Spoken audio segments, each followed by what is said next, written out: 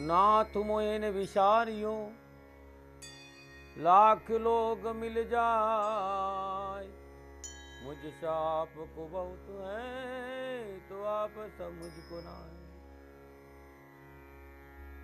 शौर्य पुत्रो दृगदई विशालाक्षा शिवप्रिया, मंदाचार प्रश्नाहरतम पीड़ाहरतम में शनि।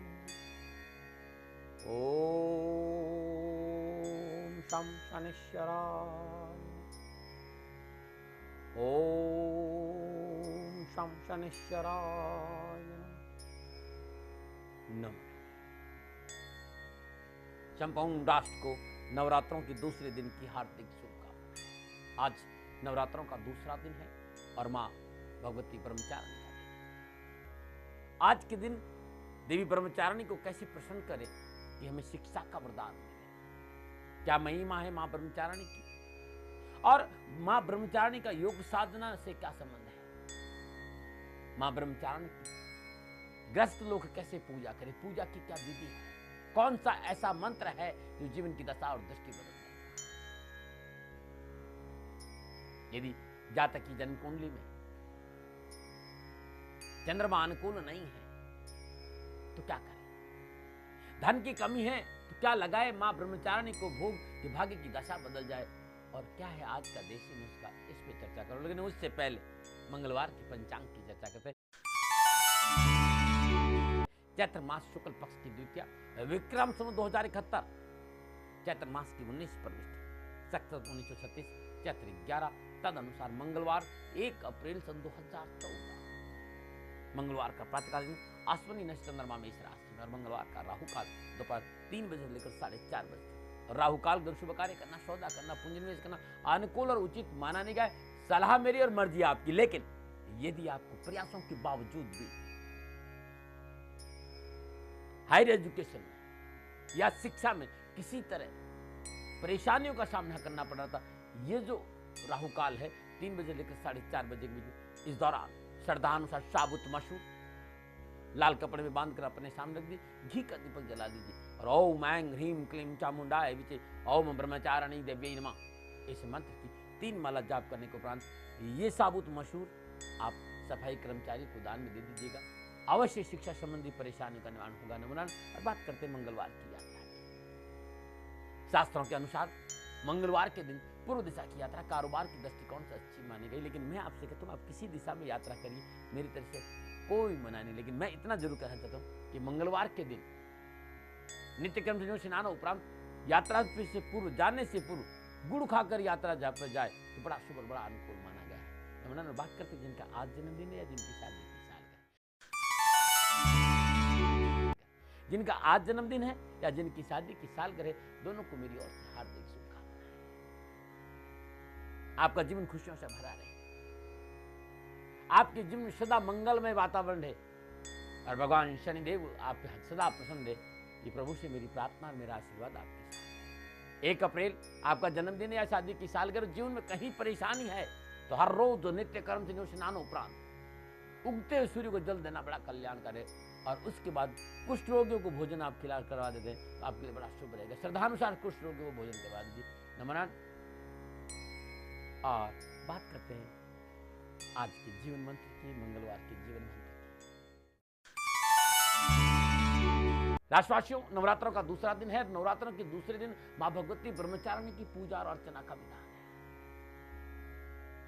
साधक एवं योगी इस दिन अपने मन को भगवती मां के श्री चरणों में एकाग्रित करके स्वादिष्टान चक्र पर एकाग्रता लाते हैं और मां की कृपा प्राप्त करते हैं। ब्रह्मचारिणी, ब्रह्म शब्द का तात्पर्य तपस्या और ब्रह्मचारिणी का तात्पर्य तप का आचरण करने वाली मां ब्रह्मचारिणी देवी। मां का स्वरूप बड़ा ज्योतिर्मय है, बहुत महान है। मां के दाहिने हाथ में जपमाला और बाएं हाथ में कमंडल है। मां के स्वरूप को जरा ध्यान से अनुभव करें, महसूस करें, एहसास करें कि मां के दाहिने हाथ में कमंडल, दाहिने हाथ में जपमाला और बाएं हाथ में कमंडल सुशोभित रहता है। और अपने पूर्व जन्म में वे हिमालय राज पर्वतराज के घर में, हिमालय राज के घर में कन्या के रूप में जन्म लिया। देवऋषि नारद के कहने पर, देवऋषि नारद के उपदेशानुसार, देवऋषि नारद की सलाह मानकर आपने भगवान शिव की कठोर तपस्या कर, घनघोर तपस्या कर। उनकी तपस्या से प्रसन्न हो भगवान शिव ने उन्हें अपनी अर्धांगिनी के रूप में प्राप्त किया। इस कठिन तपस्या के बल पर भगवान शिव को उन्होंने अपने पति के रूप में प्राप्त किया। मां ब्रह्मचारिणी की उपासना से संपूर्ण मनोरथ सिद्ध होते हैं, विजय निरोगिता प्राप्त होती है, मां के निर्मल स्वरूप के दर्शन होते हैं, प्रेम युक्त की भक्ति के साथ सर्व प्रकार के दुख, दारिद्र्य और शिक्षा संबंधी संपूर्ण परेशानियों का निवारण होता है, सुख और सौभाग्य की प्राप्ति होती है, जीवन खुशियों से भर जाता है। मां भगवती ब्रह्मचारिणी की आराधना करने से जीवन की संपूर्ण कलहों से मुक्ति मिलती और जो मानसिक अस्थिरता है, जो मानसिक उठापटक है, उससे मुक्ति मिलकर जीव एक निश्चय मार्ग पर अग्रसर होता है, कि सुधार मार्ग पर अग्रसर होता है और जीवन में सफलता प्राप्त करता है। मां ब्रह्मचारिणी का अद्भुत स्वरूप जो मैंने आपसे चर्चा किया, यदि आपके जीवन में कहीं कोई परेशानी है, शिक्षा को लेकर परेशानी है,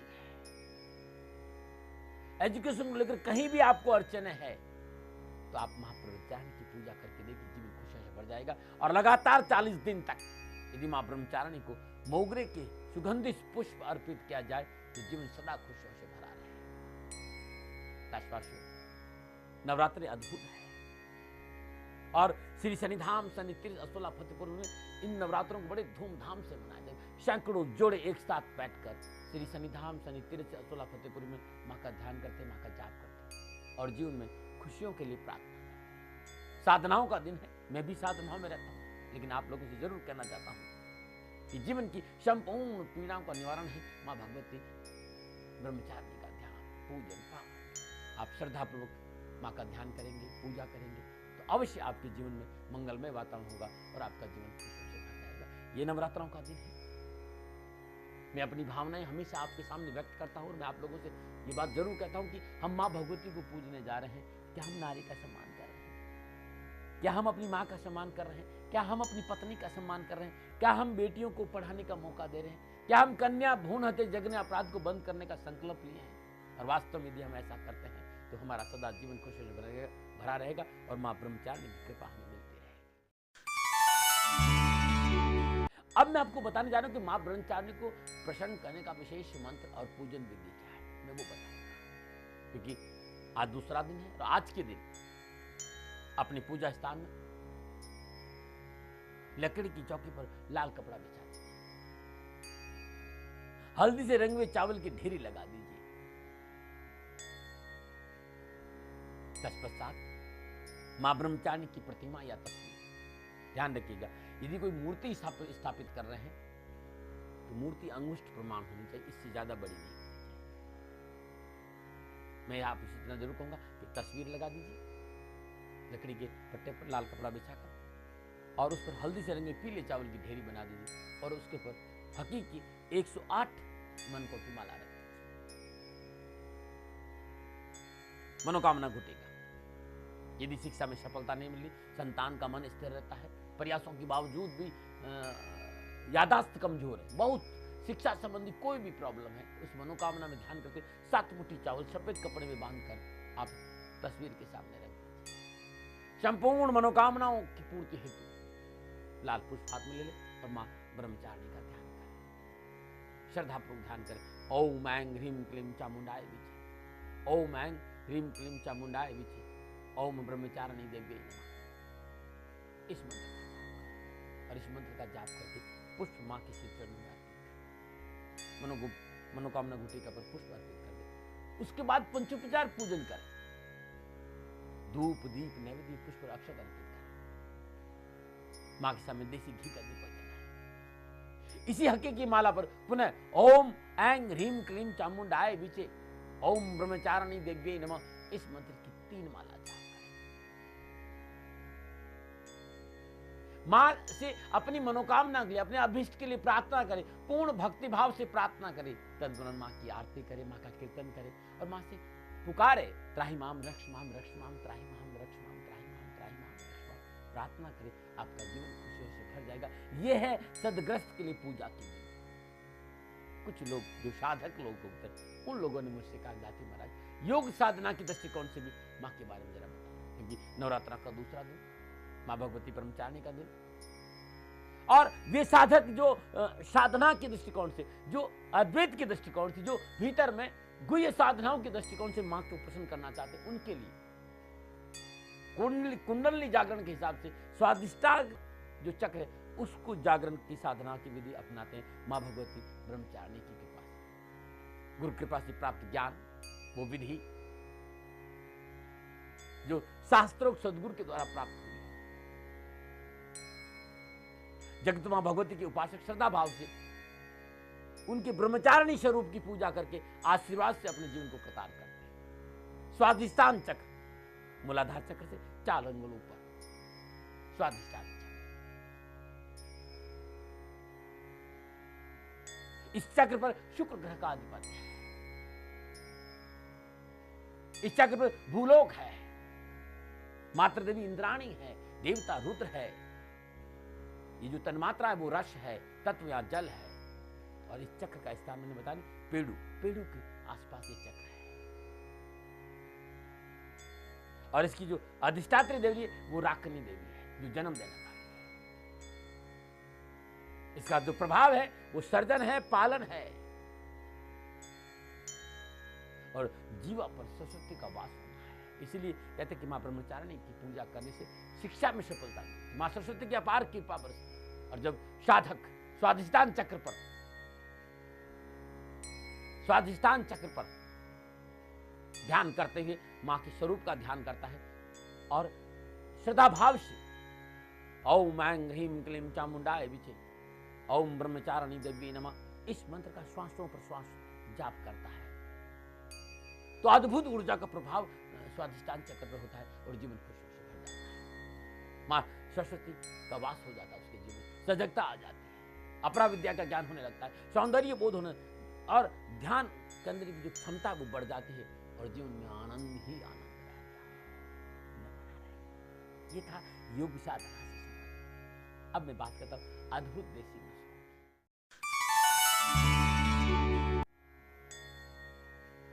कुछ लोगों ने कहा जाते महाराज स्किन प्रॉब्लम है तो क्या करें, यदि खुजली की प्रॉब्लम तो क्या करें। तो आधा चम्मच गाय के देसी घी में 5 ग्राम काली मिर्च पीस लीजिए और इसका सुबह सुबह सेवन करिए। कुछ दिन करके देखिएगा खुजली में बड़ा लाभ मिलेगा।